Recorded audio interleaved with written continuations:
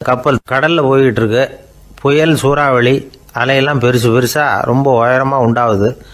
கடுமையான காற்றிலேயும் வேகமான அலைகள்லேயும் சிக்கி அந்த கப்பல் தடுமாறுது. திசை மாறி போச்சு. எந்த பக்கம் போயிட்டு இருக்கிறோம்னே தெரியல. அந்த கப்பலை செலுத்திக்கிட்டு இருந்த மாலுமி ரொம்ப சாமர்த்தியமாக செயல்பட்டார். தன்னுடைய அறிவாற்றலையும் திறமையையும் முழுமையாக பயன்படுத்தினார். அந்த கப்பலை கட்டுப்படுத்தினார். மெதுவாக அந்த சூறாவளியிலிருந்து கப்பலை காப்பாற்றி கரைக்கு கொண்டுட்டு வந்து சேர்த்துட்டார். மாலுமின்னு ஒருத்தர் இருந்ததுனால அந்த மரக்கலம் காப்பாற்றப்பட்டது. மாலுமின்னு ஒருத்தர் இல்லைன்னு வச்சுக்கோங்க, அந்த கப்பலோட கதி என்னவா இருக்கும் யோசிச்சு பாருங்க. ஒரு கோபக்காரனுடைய நிலைமையும் அப்படித்தானா. கோபக்காரன்கிறவன் ஒரு மாலுமி இல்லாத மரக்கலம் அப்படிங்கிறார் நபிகள் நாயகம். கொந்தளிக்கிற கடல்ல கொடுமையான அலைகளின் உச்சியில் அல்லல் படுகிற மரக்கலத்தை விட மோசமானது கோபக்காரனின் நிலைமை அப்படிங்கிறது அவருடைய கருத்து. அது மாதிரி இதுன்னு சொல்லல, அதை விட மோசம் இது அப்படிங்கிறார். ஏன் தெரியுமா? ஒரு கப்பல் கடல்ல தடுமாறினா அதை சரிப்படுத்த மாலுமி இருக்கிறார். அவர் தன்னுடைய சாமர்த்தியத்தினால் அதை கட்டுப்படுத்தி சரியான வழிக்கு கொண்டுட்டு வந்துடுவார். ஆனால் கோபக்காரனுடைய நிலைமை அப்படி இல்லை அப்படிங்கிறார் நபிகள் நாயகம். மனித மனம் ஒரு மரக்கலம், அறிவு அதில் இருக்கிற மாலுமி. மாலுமி மரக்கலத்தை செலுத்துறான், அவனுக்கு கட்டுப்பட்டு அது ஓடுது. ஆனால் கோபக்காரனுங்கிற மனுஷங்கிட்ட அறிவுங்கிற மாலுமி சரியாக வேலை செய்ய மாட்டான். ஏன்னா கோபம் அந்த மாலுமியின் கண்களை அவிச்சிரும், காதுகளை கேட்காம பண்ணிவிடும். கண்ணையும் காதையும் மூடிவிட்டு கப்பலை ஓட்டுனா எப்படி ஓட்டுறது? அதனால் கோபக்காரன் மாலுமி இல்லாத மரக்கலம். இடி மின்னலில் மாட்டிக்கிட்டு கஷ்டப்படுற கப்பல் மாதிரி கஷ்டப்படுறான். பெரியவங்கள்லாம் என்ன சொல்கிறாங்க? உனக்கு கெடுதல் பண்ணவனுக்கும் நீ நன்மையை செய், எவருடைய விருப்பு வெறுப்பையும் பொருட்படுத்தாதே. பரம எதிரிக்கும் நீ நன்மை செய்ய ஆரம்பித்தா உன்னுடைய தூய நிலையை பார்த்துட்டு அவனும் உனக்கு நெருக்கமான நண்பனாக ஆயிடுவான். இதுதான் பெரியவங்க நமக்கு சொல்லியிருக்கிறது. புனித குரான் சொல்கிறது என்ன?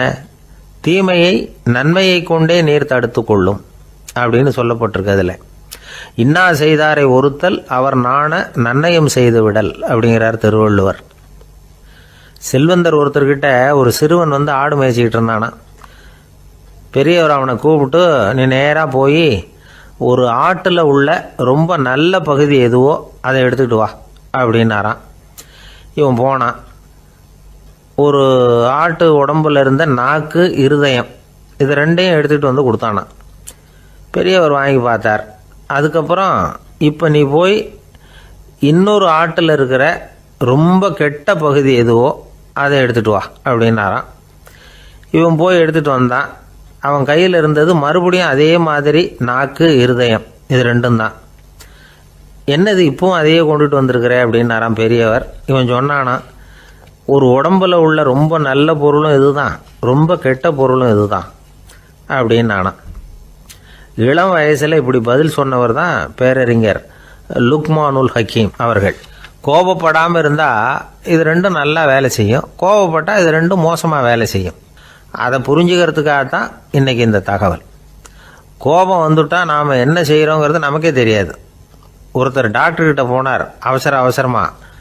டாக்டர், எனக்கு இப்போ கடுமையான கோப வெறி, எனக்கு கண்ணு மண்ணு ஒன்றும் புரியல, உடனடியாக அதை கட்டுப்படுத்தணும், உடனே இதுக்கு ஏதாவது ஒரு மாத்திரை கொடுங்க ப்ளீஸ் அப்படின்னார். அந்த டாக்டரும் உடனே ஒரு மாத்திரையை கொடுத்து, இதை உடனே போடுங்க, நான் தண்ணி கொண்டுகிட்டு வரேன்னு உள்ளே போனார். தண்ணியோடு திரும்பி வந்தார்.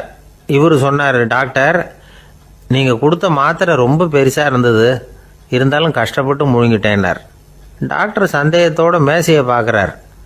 பார்த்தா மாத்திரை அங்கேயே இருக்குது, பேப்பர் வெயிட்டை காணலை. ரொம்ப பேருக்கு கூட்டத்தில் பேசுறதுன்னா பயம், நமக்கு ஒன்றும் தெரியாதுன்னு மற்றவங்க நினச்சிடக்கூடாதுங்கிற எண்ணம் தான் இதுக்கு காரணம். ரொம்ப முக்கியமான ஒரு கூட்டம்னா பயம் அதிகமாக இருக்கும். முக்கியமானவங்கள்லாம் வருவாங்களே, அவங்களாம் நம்மளை பற்றி மட்டமாக நினச்சிருவாங்களே அப்படிங்கிற பயம் வந்துடும். ஆனால் மேடை பேச்சுங்கிறது அவ்வளவு கடினமான ஒரு காரியம் இல்லைங்கிறாங்க அது சம்பந்தமான நிபுணர்கள். யாரும் பேச்சாளர் ஆகலாம், இது ஒன்றும் பெரிய கிஃப்ட்டு கிடையாது அப்படின்னு அவங்க சொல்கிறாங்க. நீங்கள் ஒரு சிறந்த பேச்சாளர் ஆகணுமா அப்படின்னா அதுக்குன்னு சில ஆலோசனைகளை சொல்லி வச்சுருக்கிறாங்க அனுபவசாலிகள். முதல் ஆலோசனை என்னென்னா, உங்கள் பேச்சு எளிமையாக இருக்கணும். ஏதாவது ஒரு கருத்து அல்லது 2 கருத்து சொன்னால் போதும். 20 அல்லது 30 கருத்துக்களை சொல்லிகிட்டே போகக்கூடாது. ரெண்டாவது ஆலோசனை, நீங்கள் என்ன பேச போகிறீங்கிறது முதல்ல உங்களுக்கு நல்லா புரியணும். அதுக்கப்புறம் தான் அதை அடுத்தவங்களுக்கு புரிய வைக்க முடியும்.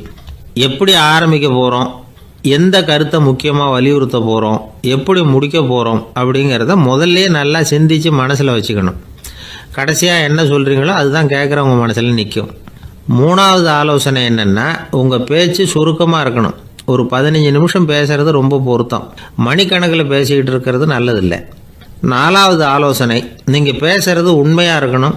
உங்களுக்கு உண்மையான அனுபவங்கள் இருக்கும், அதை சொல்லலாம். உங்களுடைய உண்மையான அனுபவங்களை மற்றவங்களோட பகிர்ந்துக்கணும், அதுதான் முக்கியம்.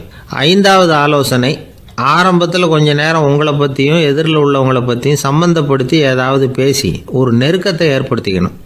ஒவ்வொருத்தரும் இப்போ இவர் பேச போகிறது நம்ம சம்மந்தப்பட்டது அப்படின்னு நினைக்க ஆரம்பிச்சிருவாங்கல்ல, அதுக்கப்புறம் அவங்க கேட்க தயாராகிட்டாங்கன்னு அர்த்தம்.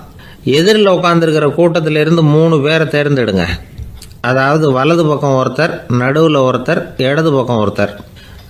அதாவது உங்களை ரொம்ப கனிவாகவும் ஆர்வமாகவும் பார்க்குறவராக பார்த்து தேர்ந்தெடுத்துங்க மனசுக்குள்ளே.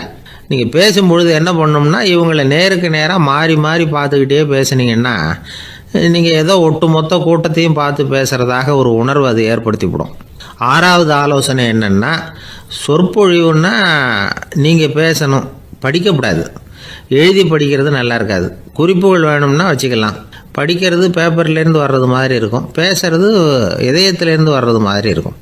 அப்புறம் 7வது ஆலோசனை சொல்கிறாங்க. அது என்னென்னா, மேடையில் ஏறி நின்ன உடனே இயல்பாக மூச்சை இழுத்து விட்டுங்க, இயல்பு நிலைக்கு வாங்க, அதுக்கப்புறம் இயல்பாக பேச ஆரம்பிக்கலாம் அப்படிங்கிறாங்க. இவ்வளவும் பேச்சு கலையில் வல்லுநர்களாக இருக்கிறவங்க சொல்லுகிற ஆலோசனைகள். இதையெல்லாம் கடைபிடிச்சா நமக்கும் அதுக்கும் வெகு தூரம்னு நினச்சிக்கிட்டு இருந்த ஒன்று இப்போ கிட்டத்தில் நெருங்கி வந்துடும். நாம் சொல்கிறபடியெல்லாம் அது கேட்கும். ஒரு பேச்சாளர், அவருக்கு சுருக்கமாகவே பேச தெரியாது. மேடையில் ஏற்றி விட்டுவிட்டா போதும், ஆரம்பிச்சிருவார், நிறுத்த மாட்டார், பேசிக்கிட்டே இருப்பார். ஒரு தடவை அவர் ஒரு கூட்டத்தில் ரொம்ப நேரம் பேசிக்கிட்டே இருக்கிறார். எதிரில் பொறுமை இழந்த ஒருத்தர் தன்னுடைய கை கடிகாரத்தை காட்டினார். அதை கவனித்த பேச்சாளர், மன்னிக்கணும், கை கடிகாரம் நான் கொண்டுகிட்டு வர மறந்துட்டேன், அதுதான் நேரம் போனதே தெரியல அப்படின்னு சொல்லியிருக்கிறார். இதுக்கு அவர் சொன்னாராம் கோபமாக, ஏய்யா கடிகாரத்தை தான் பார்க்க முடியல, மறந்துட்டேன், பக்கத்தில் மாட்டிருக்கிற கேலண்டரையாவது பார்க்கக்கூடாதா அப்படின்னாராம். ஒரு ஊரில் ஒரு சித்தர் இருந்தார், சூஃபி சித்தர். அவர் ஞானம் பெற்ற ஒரு சித்தர். ஒரு நாள் அந்த நாட்டு மன்னன் அவரை பார்க்கறதுக்காக வந்தான். என்ன வேணும் உனக்குன்னு கேட்டார். நான் கடவுளை பார்க்கணும், அதுக்கு நீங்கள் தான் உதவி பண்ணணும் அப்படின்னா அவன். சித்தர் கொஞ்சம் யோசனை பண்ணார். சரி, போயிட்டு நாளைக்கு வாடினார். அதே மாதிரி மன்னன் போயிட்டு அடுத்த நாள் வந்தான். இங்கே நீ என்னோட ஒரு வாரம் தங்கியிருக்க வேண்டியிருக்கும்னார். சரின்னா ஒரு பிச்சை பாத்திரத்தை தூக்கி கையில் கொடுத்தார். அவனுக்கு ஒன்றும் புரியல, இருந்தாலும் வாங்கிட்டான். வாங்கிட்டு இதை என்ன செய்யணும் அப்படின்னு கேட்டான். இதை ஒன்றும் செய்ய வேணாம், இதை எடுத்துக்கிட்டு பக்கத்தில் உள்ள கிராமங்களுக்கு போ, வீடு வீடாக பிச்சை எடுத்துக்கிட்டு வா, அப்படி வந்த பிறகு தான் உனக்கு சாப்பாடும் ஓய்வும் கிடைக்கும். ஒரு வாரம் அப்படி செய், அதுக்கப்புறம் 8வது நாள் நாம் கடவுளை பற்றி யோசிக்கலாம் அப்படின்னார். இப்படி இவர் சொன்னதை கேட்டதும் அந்த அரசனுக்கு அதிர்ச்சி ஆயிட்டுது. ஒரு மாதிரி ஆயிட்டான். தன்னுடைய சொந்த நாட்டில் சொந்த குடிமக்கள்கிட்ட போய் பிச்சை எடுக்கிறதா அப்படின்னு யோசனை பண்ணி பார்த்தான். அதுக்கப்புறம் மெதுவாக அவன் அந்த சித்தரை பார்த்தான். ஐயா, சொந்த நாட்டிலேயே பிச்சை எடுக்கிறதுன்னா எனக்கு ஒரு மாதிரியாக இருக்குது, வெக்கமாக இருக்குது, நான் வேணும்னா வெளி தேசத்தில் எங்கேயாவது போய் பிச்சை எடுக்கவா அப்படின்னு கேட்டான். இதுக்கு அந்த சித்தர் ஒரு சம்மதிக்கலை. இதை பாரு, உன்னால் பிச்சை எடுக்க முடியலன்னா பேசாமல் திரும்பி அரண்மனைக்கே போயிடு, அதுக்கப்புறம் கடவுளை பற்றிலாம் பேசுறதுக்கு என்னை தேடிட்டு வரக்கூடாது அப்படின்னு விட்டார். மன்னன் தயங்கினான், இருந்தாலும் மனசை சரி பண்ணிட்டு சம்மதிச்சான். சரிங்க, ஒரு வாரம் இங்கே தங்குறேன், நீங்கள் சொல்கிறது மாதிரி பக்கத்து கிராமங்களுக்கு போகிறேன், வீடு வீடாக பிச்சை எடுக்கிறேன், வர்றேன் அப்படின்னா. ஒரு வாரம் தெரு தெருவாக பிச்சை பாத்திரத்தோடு அலைஞ்சான். சொந்த ஊரில் சொந்த குடிமக்கள்கிட்ட பிச்சை எடுத்தான். 7 நாள் முடிஞ்சது. 8வது நாள் அந்த சித்தர் மன்னனை கூப்பிட்டார். இப்படி வாழ்னார், வந்தான். இனிமே நீ கடவுளை பற்றி என்கிட்ட கேட்கலாம்னார். இனிமே கேட்கறதுக்கு ஒன்றுமே இல்லை சுவாமின்னா இவன். ஒரு வார காலம் பிச்சை எடுத்த பிறகுதான் கடவுளை காண முடியும் அப்படின்னு நான் கனவு கூட காணவில்லைன்னா. அப்படின்னா நீ பிச்சை எடுத்த காலத்தில் அப்படி என்னதான் நடந்தது அப்படின்னு கேட்டார் அவர். சுவாமி, ஒரு வார காலம் பிச்சை எடுத்ததில் என்னுடைய ஆணவம் அழிஞ்சுட்டுது. அது இப்போ இருக்கிற இடமே தெரியல. இப்போ அதை காணவே காணோம். பிச்சைக்காரனாக இருந்தப்போ பெற்றதை மன்னனாக இருக்கும்போது பெற முடியாதுங்கிறத புரிஞ்சுக்கிட்டேன் அப்படின்னா மன்னன். அடக்கம் பிறந்தவுடன் தெய்வீக கதவுகள் திறந்து கொள்ளுகின்றன அப்படிங்கிறார் ஓஷோ. நம்மால் ஒருத்தன் ஆணவம் அழியணுங்கிறதுக்காக ஒரு திருவோட்டை எடுத்துக்கிட்டு தெரு தெருவாக பிச்சை எடுக்க ஆரம்பித்தான். என்ன, தெய்வீக கதவுகள் திறந்துதா அப்படின்னு கேட்டார் ஒருத்தர். தெய்வீக கதவு திறக்கிறதுக்கு முன்னாடியே எங்கள் வீட்டு கதவு சாத்திக்கிட்டுதுன்னா. என்னடா சொல்கிறேன்னார். இனிமேல் வீட்டுக்குள்ளேயே வர வேணாம், இதையே தொழிலாக வச்சுக்கோ அப்படின்னு எங்கள் வீட்டில் சொல்லிவிட்டாங்க சார் அப்படின்னா. அர்ஜுனன் கேட்ட கேள்விக்கெல்லாம் பகவான் கண்ணன் பதில் சொன்னார். அதுக்கு பேர் பகவத்கீதை. அதே மாதிரி உத்தவன் கேட்ட கேள்விக்கும் அவர் பதில் சொல்லியிருக்கிறார். அதுக்கு என்ன பேருனா உத்தவ கீதைன்னு பேர். அது சரி, உத்தவன்னா யார்? கண்ணனுக்கு சின்ன வயசுலேருந்தே தேர் ஓட்டிக்கிட்டு இருந்தவன் அவன் தான். குருஷேத்திர போர் முடிஞ்சது. அதர்மத்தை அழித்து தர்மத்தை நிலைநாட்டி தர்மனுக்கு முடிச்சு விட்டினார் கண்ணபிரான். அதுக்கப்புறம் துவாரகைக்கு திரும்பினார். தான் வந்த காரியம் முடிஞ்சது. அதனால் இளமையிலிருந்தே தனக்கு தேரோட்டியா இருந்து வந்த உத்தவனை கூப்பிட்டார். இதை பாருப்பா, உனக்கு வேணுங்கிறத கேளுன்னார். அவன் தனக்குன்னு எதையும் கேட்கறதுக்கு ஆசைப்படலை. இருந்தாலும் கேள்வி கேட்குறதில்ல அவன் ரொம்ப கெட்டிக்காரன். அதனால் கேட்க ஆரம்பித்தான். பரந்தாமா, ராஜசூய யாகத்துக்கு தர்மனை கூப்பிட்டு தன்னுடைய அரண்மனையில் விருந்து வச்சான் துரியோதனன். அதுக்கப்புறம் சூதாட்டத்துக்கு கூப்பிட்டான். தர்மன் தோல்வி அடைகிற மாதிரி பண்ணிவிட்டான். நீங்கள் தான் முக்காலமும் உணர்ந்தவராச்சே, சூதாட்டத்தில் தர்மர் ஜெயிக்கிறது மாதிரி பண்ணியிருக்கக்கூடாதா? இந்த பகடைக்காயை உருட்டுறப்போ நீங்கள் எதிர்பார்த்தது விழற மாதிரி பண்ணியிருக்கலாமே. சரி, அதுதான் இல்லை. வேடிக்கை பார்த்துக்கிட்டு இருந்த பீமன், அர்ஜுனன், நகுலன், சகாதேவன் இவங்களையும் பணையம் வச்சு ஆடுறப்போவாவது காப்பாற்றிருக்கலாம். அதையும் நீங்கள் செய்யலை. பாவம், அந்த அவல பொண்ணு, ஒன்றும் புரியாத ஒன்றும் தெரியாத அந்த உன்னுடைய சகோதரி திரௌபதி, அந்த பொண்ணை துச்சாதனன் இழுத்துக்கிட்டு துகில் உரிகிற கட்டத்தில் காப்பாற்றினியே. இது நியாயமா, முறையா, அறமா? இதுதான் உத்தவன் கேட்ட கேள்வி. இதுக்கு பதில் சொல்கிறார். அப்படி கேள் உத்தவா. தருமனை துரியோதனன் சூதாட அழைக்கும் பொழுது என்ன சொன்னான் தெரியுமா? நான் பணையம் வைக்கிறேன், எனக்கு பதிலாக என்னுடைய மாமன் சகுனி பகடைக்காய்களை உருட்டுவான்னு சொன்னான். உடனே தருமன், எனக்கு பதிலாக என்னுடைய மைத்துனன் கண்ணன் பகடைக்காய்களை உருட்டுவான்னு சொல்லியிருக்கலாமே. அப்படி சொல்லலை. என்ன செஞ்சான் தெரியுமா? துரியோதனன் கூட சூதாட்டத்துக்கு சம்மதிச்சிட்டோம், கடவுளே இது என்னுடைய மைத்துனன் கண்ணபிரானுக்கு தெரியக்கூடாது அப்படின்னு வேண்டிக்கிட்டான். இதனால் தருமன் எனக்கு மனசால் தடை போட்டுட்டான். அதனால் அரண்மனைக்கு வெளியிலேயே என்னை கூப்பிடுவாங்கன்னு நான் காத்துக்கிட்டு இருந்தேன். பீமன், அர்ஜுனன், நகுலன், சகாதேவன், திரௌபதி இவங்களை பணையம் வச்சு ஆடுறப்போவாவது கூப்பிடுவாங்கன்னு பார்த்தேன். அப்பவும் அவங்க என்னை கூப்பிடல, நினைக்கல. திரௌபதியை துச்சாதனன் கூந்தலை பிடிச்சி இழுக்கிறான். அப்போ கூட அவள் தன்னுடைய உடல் பலத்தால் தடுக்கிறதுக்கு முயற்சி பண்ணாலே தவிர என்ன நினைக்கல. துரியோதனன் சபைக்கு இழுத்து செல்லப்பட்ட திரௌபதி அறநூல்களையும் அரச நீதிகளையும் சொல்லிக்கிட்டு இருந்தாலே தவிர என்ன நினச்சே பார்க்கல. துகில் உரிகிற கட்டத்தில் தான் ஹரி ஹரி கண்ணா பரந்தாமன்னு கூப்பிட்டா. அதனால தான் அப்போ போய் நான் காப்பாற்றினேன் அப்படின்னா பரந்தாமன். அப்படின்னா நீ அழைச்சாதான் போவியா, நீயா போக மாட்டியா அப்படின்னு கேட்குறான் உத்தவன். ஆமாம், நான் கூப்பிட்டா தான் போவேன். மனிதர்கள் செய்யக்கூடிய செயல்களையெல்லாம் அவங்கவுங்க போக்கிலேயே விட்டுட்டு வேடிக்கை பார்த்துக்கிட்டு இருப்பேன். நான் குறுக்கிட்டு ஒன்றுமே செய்ய மாட்டேன் அப்படின்னா பரந்தாமன். மனுஷன் தவறு பண்ணுனா திருத்த மாட்டியா, சும்மா பார்த்துக்கிட்டு தான் உட்காந்துருப்பியா அப்படின்னு கேட்குறான் உத்தவன். நான் மனுஷனுடைய உள்ளத்தில் இருக்கிறப்போ என் எதிரில் மனுஷன் தவறு பண்ண மாட்டான் அப்படின்னு ஆனால் கண்ணன். அதாவது யார் நினைக்கிறாங்களோ அவங்க உள்ளத்துலலாம் அவன் இருக்கிறான். அப்படி இருக்கிறப்போ தவறு செய்ய மனுஷன் அஞ்சுவான். இதுதான் உத்தவ கீதைங்கிறது. இந்த காலத்துலேயும் சில பேர் பகவான் மாதிரி அடுத்தவங்க கஷ்டப்படுறத வேடிக்கை பார்த்துக்கிட்டு இருக்கிறது உண்டு. அன்றைக்கி அப்படித்தான். நடுத்தெருவில் ஒரு திருடனை பிடிச்சி எல்லாரும் சேர்ந்து அடிச்சுக்கிட்டு இருக்கிறாங்க. ஒரு ஆள் மட்டும் தள்ளி நின்று அதை வேடிக்கை பார்த்துக்கிட்டு இருக்கான். பார்த்துக்கிட்டு சிரிச்சுக்கிட்டு இருக்கிறான். என்ன சார் இது, பாவம் அந்த ஆளை போட்டு அப்படி அடிக்கிறாங்களே அப்படின்னும். அடிக்கட்டும் சார், அவன் அடி வாங்க வேண்டிய ஆள் தான் அப்படின்னா அவன். ஏன் சார் அப்படி சொல்கிறீங்க அப்படின்னு கேட்டோம். பின்ன என்ன சார், நான் ஒருத்தர் பையில் இருந்த பர்ஸை எடுக்கிறதுக்கு முயற்சி பண்ணிக்கிட்டு இருந்தேன். அதுக்குள்ளே அவன் முந்திக்கிட்டு அப்வேஸ் பண்ணிவிட்டான். பர்ஸை அவன் எடுத்துட்டான். பார்க்கறதுன்னா எடுக்கிறது அவனா? என்ன சார் நியாயம் இது? நல்லா வாங்கட்டும் அப்படிங்கிறான். ஜெருசலேம் அங்கே உள்ள ஒரு தேவாலயம். அதில் உள்ள பலிபீடத்தின் முன்னாடி ஒரு பெட்டி உண்டு. அது காணிக்கை பெட்டி. ஆலயத்துக்கு வர்றவங்க பிரார்த்தனை பண்ணிவிட்டு திரும்பி போகிற சமயத்தில் அந்த பெட்டியில் காணிக்கை போடுவாங்க. அவங்களால எவ்வளவு முடியுமோ அவ்வளவு போடுறது வழக்கம். அவங்கவுங்க வசதிக்கு தகுந்த மாதிரி போடுவாங்க. வசதி உள்ளவங்களாக இருந்தாலும் சரி, வசதியே இல்லாத வறியவர்களாக இருந்தாலும் சரி, ஆலய காணிக்கை பெட்டியில் காசு போடுறது அவங்களுக்கு ரொம்ப பெருமையான ஒரு செயல். ஒரு சமயம் இயேசு தம்முடைய சீடர்களோடு அந்த ஆலயத்துக்கு வர்றார். அங்கே உட்காந்து ரொம்ப நேரம் வழிபாடு பண்ணிகிட்டு இருக்கிறார். சீடர்களும் அந்த ஜபத்தில் கலந்துக்கிட்டாங்க. வழிபாடு முடிஞ்சுது. இயேசு உட்காந்துருக்கிறார். காணிக்கை பெட்டியில் காசு போடுறவங்கள கவனிக்கிறார். சீடர்களும் அதையே கவனிச்சுக்கிட்டு இருக்கிறாங்க. ரொம்ப பேர் வரிசையாக வந்தாங்க. அவங்களால முடிஞ்ச அளவுக்கு காசு போட்டுட்டு அவங்க பாட்டுக்கு போய்கிட்டு இருக்கிறாங்க. வசதியானவங்க நிறைய பேர் வந்தாங்க. அதுக்கு மத்தியில் வயசான ஒரு அம்மா, அவங்களும் வந்து காசு போட்டுட்டு போகிறாங்க. இப்போ இயேசு தன்னுடைய சீடர்கள் பக்கம் திரும்பினார். ஒரு கேள்வி கேட்டார். இப்போ இந்த காணிக்கை பெட்டியில் நிறைய பேர் வந்து காசு போட்டுட்டு போகிறத நீங்கள் கவனிச்சிங்க.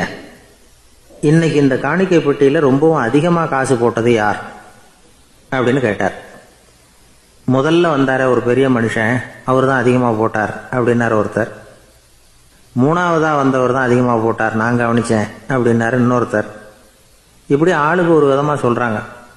கடைசியாக இயேசு சொன்னாராம், இன்றைக்கு அந்த பெட்டியில் அதிகமாக காசு போட்டவங்க அந்த வயசான அம்மா தான் அப்படின்னாராம். சீடர்களுக்கு ஒன்றும் புரியல. அந்த அம்மா ரொம்பவும் ஏழையாச்சே, அவங்க எப்படி அதிகமாக காணிக்கை செலுத்த முடியும் அப்படிங்கிறது அவங்க சந்தேகம். இயேசு விளக்குனார். நிறைய பேர் வந்தாங்க, நிறையவே காசுகள் போட்டாங்க, அது உண்மைதான். ஆனால் அந்த அம்மா என்ன பண்ணாங்க கவனிச்சிங்களா? வந்தாங்க, தன்னுடைய காசு பையை திறந்தாங்க, அப்படியே கொட்டுனாங்க. அதில் இருந்தது 2 காசுகள் தான். அந்த 2 காசும் காணிக்கை பெட்டியில் விழுந்துட்டுது. மற்றவங்கள்லாம் தங்கள்கிட்ட இருந்த செல்வத்தின் ஒரு சிறு பகுதியை எடுத்து பெட்டியில் போட்டாங்க. ஆனால் இந்த அம்மா தன்கிட்ட என்ன இருந்ததோ அதை அப்படியே போட்டுட்டாங்க. தன்னுடைய பிழைப்புக்காக வச்சிருந்த அவ்வளவையும் இழக்கிறதுக்கு தயாராகிட்டாங்க. அவ்வளவு தாராள மனசு அவங்களுக்கு. அதனால் அவங்க செலுத்தின காணிக்கை தான் அளவில் அதிகம் அப்படின்னார். விலை மதிப்பில்லாத முத்து புதையல் ஒருத்தனுக்கு கிடைக்க போகுதுன்னு வச்சுக்கோங்க. அதன் மதிப்பை உணர்ந்தவன் என்ன பண்ணுவான்? அதை அடையிறதுக்காக தன்கிட்ட இருக்கிற எதையும் கொடுக்கறதுக்கு தயாராக இருப்பான் இல்லையா? அது மாதிரி தான் இதுவும் அப்படின்னார். உலக மதிப்பீடுகளை துரும்பா தூசியா மதித்து அதையெல்லாம் உதறி விடுகிறவன் இறையருள் அப்படிங்கிற இணையில்லாத செல்வத்தை பெறுகிறான் அப்படிங்கிறது இதில் உள்ள கருத்து. இறைவனுக்காக இழப்பதுன்னா துன்பப்படுகிறவர்களுக்காக, ஏழைகளுக்காக, ஏதுமற்றவர்களுக்காக இழப்பது அப்படின்னு அர்த்தம். உங்கள் அயலானுக்கு நீங்கள் என்ன உதவி செய்தாலும் அதை எனக்கே செய்கிறீர்கள் அப்படின்னு இயேசு சொல்லியிருக்கிறார். அடுத்தவங்களுக்கு உதவணுங்கிற குணம் இன்னைக்கு ரொம்ப குறைஞ்சி போச்சு. ஒருத்தன் வாழைப்பழத்தோல் வழுக்கி கீழே விழுந்துட்டான். பக்கத்தில் இருந்த நண்பன் உடனே இவனை தூக்கிக்கிட்டு போய் ஆஸ்பத்திரியில் சேர்த்துட்டான். அதுக்கப்புறம் சொன்னான், நீ அந்த வாழைப்பழத்தோலில் காலை வைக்க போகிறத முன்னாடியே நான் கவனிச்சுட்டேன் அப்படின்னானா. அப்படின்னா அப்போவே நீ எனக்கு உதவி செஞ்சுருக்கலாமே அப்படின்னானா அவன். நான் டாக்டருக்கு உதவலாம்னு நினச்சிட்டேன் அப்படின்னா இவன். ஒரு வயசான அம்மா ஒரு நாள் ஃபோன் பண்ணாங்க. ஐயா, நான் இந்த தகவல் நிகழ்ச்சியை தினமும் கேட்குறேன், உங்ககிட்ட ஒரு கேள்வி கேட்கணும் அப்படின்னாங்க. என்னங்க அப்படின்னோம். எனக்கு சொந்தமாக ஒரு நல்ல வீடு இருக்குது, வேணுங்கிற அளவுக்கு பணமும் இருக்குது, கணவரும் ரொம்ப நல்லவர், ரிட்டையர் ஆகி வீட்டில் தான் இருக்கிறார், பிள்ளைங்கள்லாம் பெரிய பெரிய உத்தியோகத்தில் இருக்கிறாங்க, அதில் ஒருத்தன் ஐஏஎஸ், பணம்லாம் கூட நிறைய கொண்டாந்து கொடுக்குறாங்க. அப்படி இருந்தும் என் மனசில் நிம்மதி இல்லை, வாழ்க்கையில் ஒரு நிறைவு இல்லை அப்படின்னாங்க. ஏன்னு கேட்டோம். அதைத்தான் நான் உங்களை கேட்குறேன், ஏன் அப்படி அப்படின்னு திருப்பி கேட்குறாங்க. எங்களுக்கு ஒன்றும் புரியல. கொஞ்ச நேரம் குழம்பி போயிட்டோம். இருந்தாலும் அதை அவங்கக்கிட்ட காட்டிக்காமல் கொஞ்சம் சாமர்த்தியமாக, ஏம்மா உங்கள் மனசில் நீங்கள் ஏதோ ஒன்று எதிர்பார்க்குறீங்க, அது நிறைவேறலை அப்படி தானே அப்படின்னு கேட்டோம். ஆமாம் அப்படின்னாங்க. அதுக்கப்புறம் அவங்கக்கிட்ட கொஞ்சம் மனம் விட்டு பேசுகிறப்போ தானாக விஷயம் வெளியில் வந்தது. அதாவது அவங்க பிள்ளைங்க பெரிய பெரிய உத்தியோகத்தில் இருக்கிறதுனால அவசரமாக பார்த்துட்டு ஓடுறாங்களாம். ஆசையாக அம்மான்னு கூப்பிட்டுக்கிட்டு கிட்ட உட்காந்து கொஞ்ச நேரமாவது என்கிட்ட பேசினா தானே என் மனசு கொஞ்சம் நிம்மதியாக இருக்கும். அது அவங்களுக்கு தெரிய மாட்டேங்குதே அப்படிங்கிறாங்க. இதுதான் அவங்களுடைய ஏக்கம். இந்த ஏக்கம் அந்த தாயின் மனசில் இருந்துக்கிட்டு இருக்குது. இப்படி மகனுடைய அன்புக்காக மட்டுமே ஏங்குற தாய்மார்கள் பல பேர் இருக்கிறாங்க இந்த உலகத்தில். இதை நினைக்கிறப்போ ஒரு வெளிநாட்டு நாடோடி கதை ஞாபகத்தில் வருது. அதாவது கடவுள் படைப்பு தொழிலில் ரொம்ப மும்முரமாக ஈடுபட்டுக்கிட்டு இருந்தாராம். மீன்களை படைச்சாராம், பறவைகளை படைச்சாராம், விலங்குகளை படைச்சாராம். அவருக்கு திருப்தி ஏற்படலை. அதுக்கப்புறம் மனிதர்களை படைச்சிருக்கிறார். அப்பவும் அவருக்கு மன நிறைவு ஏற்படலையாம். கடைசியாக தன்னுடைய சக்தி முழுசையும் பயன்படுத்தி குறையே இல்லாத அளவுக்கு ஒரு படைப்பை உருவாக்கினாராம். அந்த உன்னதமான ஒரு படைப்பு அதுதான் பெண், அதாவது தாய். இப்படி உருவாக்கி எல்லாரையும் இந்த உலகத்தில் விட்டுவிட்டாராம். அதுக்கப்புறம் கொஞ்ச காலம் கழித்து தன்னுடைய தேவியை அழைச்சிக்கிட்டு இந்த பூலோகத்துக்கு வந்திருக்கிறார். தன்னுடைய குறையில்லாத படைப்பாகிய பெண்ணை பார்த்தாராம். ஏம்மா, உனக்கு இன்னும் ஏதாவது குறை இருந்தால் சொல்லு, அதையும் நிவர்த்தி பண்ணி விடுறேன் அப்படின்னாராம். அந்த அம்மா பார்த்துருக்காங்க. சுவாமி, எனக்கு நீங்கள் கொடுத்துருக்கிறது 2 கை. என்னுடைய பிள்ளைகளுக்கு சேவை செய்கிறதுக்கு இந்த 2 கை பத்தலை. அதனால் இன்னும் ஒரு 2 கை கொடுத்தா தேவலை அப்படின்னாங்களாம். கடவுள் பார்த்தார். அதனால் என்ன, அப்படியே செஞ்சு விடலாம், இதோ அதுக்கான வரம் கொடுத்துட்டேன் அப்படின்னார். அந்த அம்மாவுக்கு இப்போ 4 கை ஆகிட்டுது. 4 கையாலேயும் குழந்தைகளுக்கு சேவை செய்ய ஆரம்பிச்சுட்டாங்க. கடவுள் திருப்தியாக திரும்பி போனார். அதுக்கப்புறம் கொஞ்ச காலம் கழித்து மறுபடியும் திரும்பி வந்தார் தேவியோட. பெண்ணை பார்த்தார். இப்போ என்னம்மா சந்தோஷந்தானே அப்படின்னாராம். அதுக்கு அந்த அம்மா, சந்தோஷந்தான், இருந்தாலும் இப்போ எனக்கு இருக்கிற 2 காலும் போதில்லை, இன்னும் ஒரு 2 கால் இருந்தால் தேவையில்லை, நிறைய ஓடி ஆடி பிள்ளைகளுக்காக வேலை செய்ய வேண்டியிருக்குது அப்படின்னாங்களாம். சரின்னு சொல்லி 4 கால் இருக்கிறது மாதிரி செஞ்சுட்டு போயிட்டார் கடவுள். மறுபடியும் கொஞ்ச நாள் கழித்து தேவி சொன்னாங்க கடவுள்கிட்ட, நீங்கள் என்ன தான் முயற்சி பண்ணினாலும் முழுமையான ஒரு படைப்பை உங்களால் உருவாக்க முடியாது, அப்படி தான் நான் நினைக்கிறேன் அப்படின்னாங்களாம். அப்படியா சொல்கிறேன், வா அந்த பொண்ணை பார்த்துட்டு வருவோம் அப்படின்னு புறப்பட்டு இங்கே வந்தாங்களாம். இங்கே பார்த்தா 4 கால் 4 கையோடு அந்த பொண்ணு ஒரு செவுத்தில் சாஞ்சி உட்காந்து அழுதுகிட்டு இருக்குது. இப்போ தேவி அந்த பொண்ணை சுட்டி காட்டி கடவுள்கிட்ட கேட்டாங்களாம், ஏங்க, நீங்கள் அந்த பொண்ணுக்கு கையை கொடுத்தீங்க, காலை கொடுத்தீங்க, சரி, அந்த கண்ணீரையும் எதுக்காக கொடுத்தீங்க அப்படின்னு கேட்டாங்களாம். அதுக்கு கடவுள் சொன்னாராம், கையை கொடுத்தது நான் தான், காலை கொடுத்தது நான் தான், ஆனால் அந்த கண்ணீரை கொடுத்தது நான் இல்லை, அதை கொடுத்தது அந்த அம்மாவோட பிள்ளைங்க அப்படின்னாராம். இன்றைக்கும் அப்படித்தான் பல பிள்ளைங்க அவங்க அம்மாவுக்கு கண்ணீரை தான் கொடுத்துக்கிட்டு இருக்கிறாங்க. அம்மாவை மதிக்கிற பிள்ளைங்க தான் இன்றைக்கி நல்லபடியாக இருக்கிறாங்கங்கிறது அவங்களுக்கு தெரியறதில்ல. இந்த காலத்து பிள்ளையாண்டான் ஒருத்தன் அவங்க அம்மாக்கிட்டேயும் நல்ல பிள்ளையாக நடந்துக்குவான், மனைவிக்கிட்டேயும் நல்ல கணவனாக நடந்துக்குவான், ரொம்ப சாமர்த்தியம். ஒரு நாள் அவங்ககிட்ட கேட்டாங்க, ஏன்பா உங்கள் அம்மாவும் உன் மனைவியும் சண்டை போட்டுக்கிட்டா நீ எந்த பக்கம் அப்படின்னாங்களாம். வீட்டுக்கு வெளிப்பக்கம் அப்படின்னானான் அவன். அங்கே ஒரு புதர் தெரியுது இல்லையா, இந்த புதருக்குள்ளே ஒரு சிங்கம் இருக்குது, அந்த பக்கமாக நான் போகிறப்போ வர்றப்போலாம் அது என்கிட்ட வம்பு வளர்க்குது, தகராறு செய்யுது, என் மேலே பாயுது, என்னை தாக்குது, ஏன்னு தெரியல அப்படின்னுது. இதை கேட்டதும் அந்த குரங்கு சொல்லிச்சு, இனிமேல் கவலைப்படாத, இந்த தடவை நான் உன்னை காப்பாற்றுறேன்னுது. அதுக்கப்புறம் ஒரு நாள் அந்த குரங்கும் கழுதியும் அந்த புதர் பக்கமாக போய்கிட்டு இருந்தாங்க. எதிர்பார்த்தது மாதிரியே நடந்தது. அந்த சிங்கம் எதிரில் வந்தது, கழுதியை பார்த்தது, உடனே அது மேலே பாய ஆரம்பிச்சுட்டுது. அவ்வளவுதான். உடனே இந்த குரங்கு என்ன பண்ணிச்சு தெரியுமா, கிடுகிடுன்னு ஒரு மரத்து மேலே ஏறி உட்காந்துக்கிட்டுது. அங்கே உட்காந்துக்கிட்டு கீழே அந்த கழுதியும் சிங்கமும் போடுற சண்டையை வேடிக்கை பார்க்க ஆரம்பிச்சுட்டுது. கொஞ்ச நேரம் கழித்து அடிபட்ட காயத்தோடு அந்த கழுதை மெதுவாக நடந்து வந்தது. குரங்கும் மெல்ல மரத்தை விட்டு கீழே இறங்கிச்சு. இப்போ கழுதை கேட்டுது, என்னை காப்பாற்றுறேன்னு சொல்லிவிட்டு காலை வாரி விட்டுட்டியே, நீ பாட்டுக்கு மரத்து மேலே ஏறி உட்காந்துக்கிட்டே, அது நியாயமானது. குரங்கு பரிதாபமாக அதை பார்த்துது. நான் மரத்து மேலே இருந்து நீங்கள் 2 பேரும் சண்டை போட்டதை பார்த்துக்கிட்டு தான் இருந்தேன், உன்னோட சத்தம் தான் அதிகமாக இருந்தது, அது நீ சிரிக்கிற மாதிரி எனக்கு கேட்டுது, அதனால் நீ தான் ஜெயிச்சுக்கிட்டு இருக்க போல இருக்கு அப்படின்னு நினச்சிவிட்டேன்னது. இன்றைக்கி பல பேர் இப்படி தான் இருக்கிறாங்களாம்.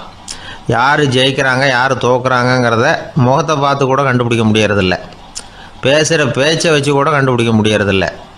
தோற்கிறவங்க கூட சிரிக்கிற மாதிரி முகத்தை வச்சுக்கிறான். இன்றைய மனிதர்கள்கிட்ட ஏகப்பட்ட முரண்பாடுகள். பொய் முகங்களோட உலவுகிறவர்கள் தான் அதிகம்.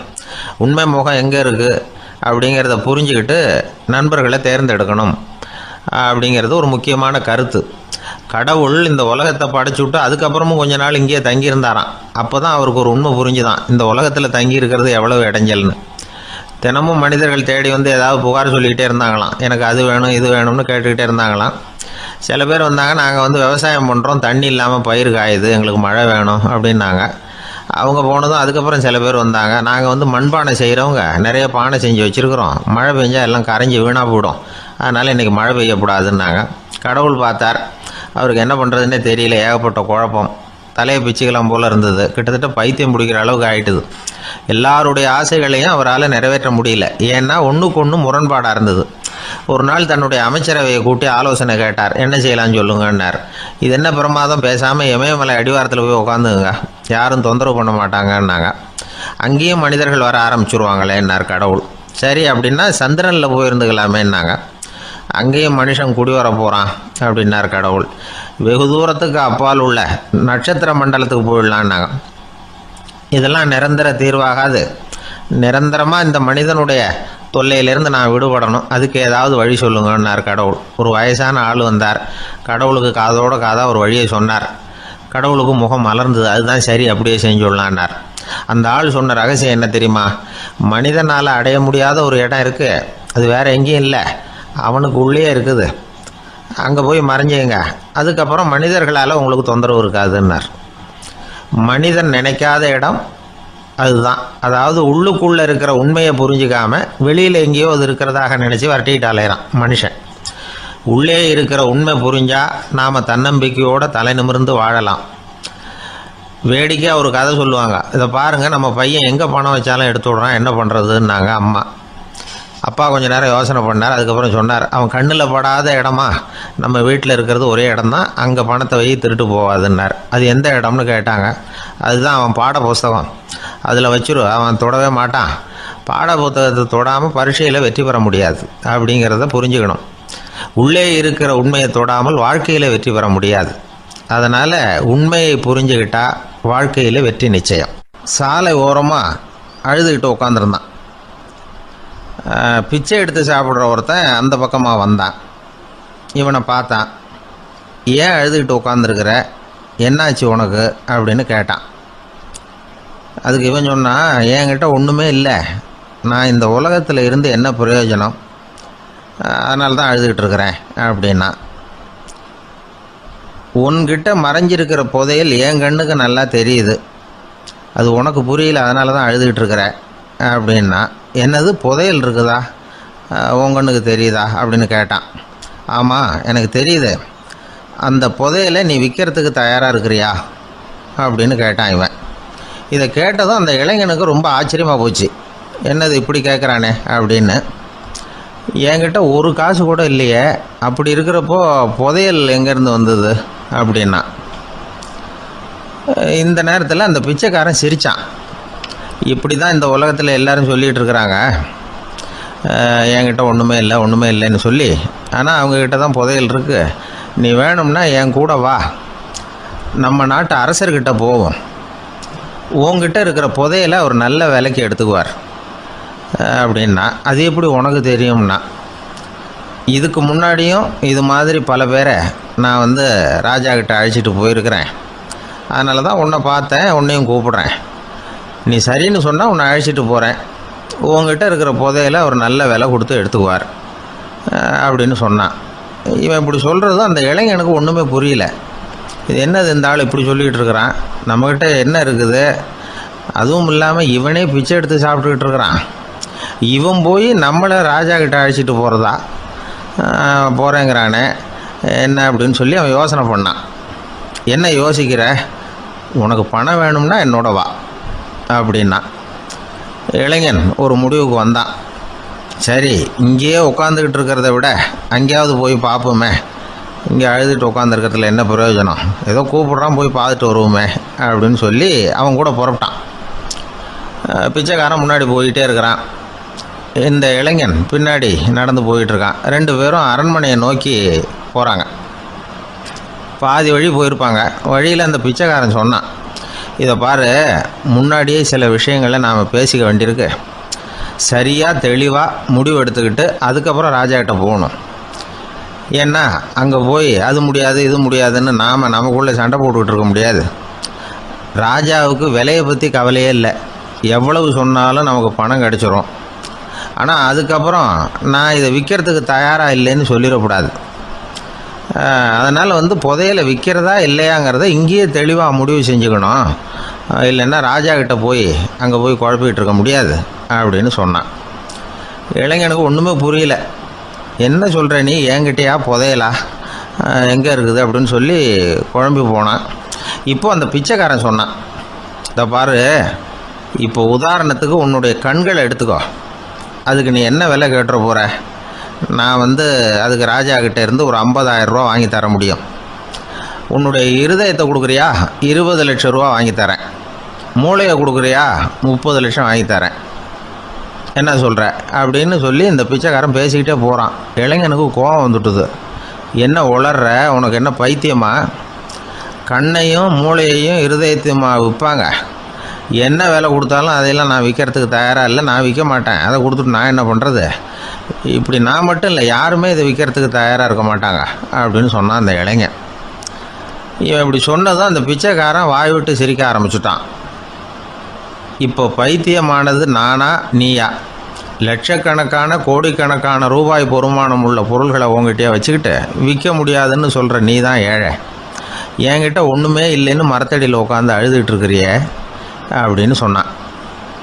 இன்றைக்கி பார்த்திங்கன்னா பல பேர் தன்கிட்ட புதைஞ்சிருக்கிற ஆற்றலை புரிஞ்சிக்க முடியாமல் அவதிப்பட்டுக்கிட்டு இருக்கிறாங்க. நம்மக்கிட்ட என்ன இருக்குங்கிறது அவங்களுக்கு தெரியறதில்ல. அதனால தான் என்கிட்ட ஒன்றுமே இல்லைன்னு சொல்லி அழுதுகிட்டு இருக்கிறாங்க. இதை விளங்க வைக்கிறதுக்கு பெரியவங்க சொல்கிற கதை இது.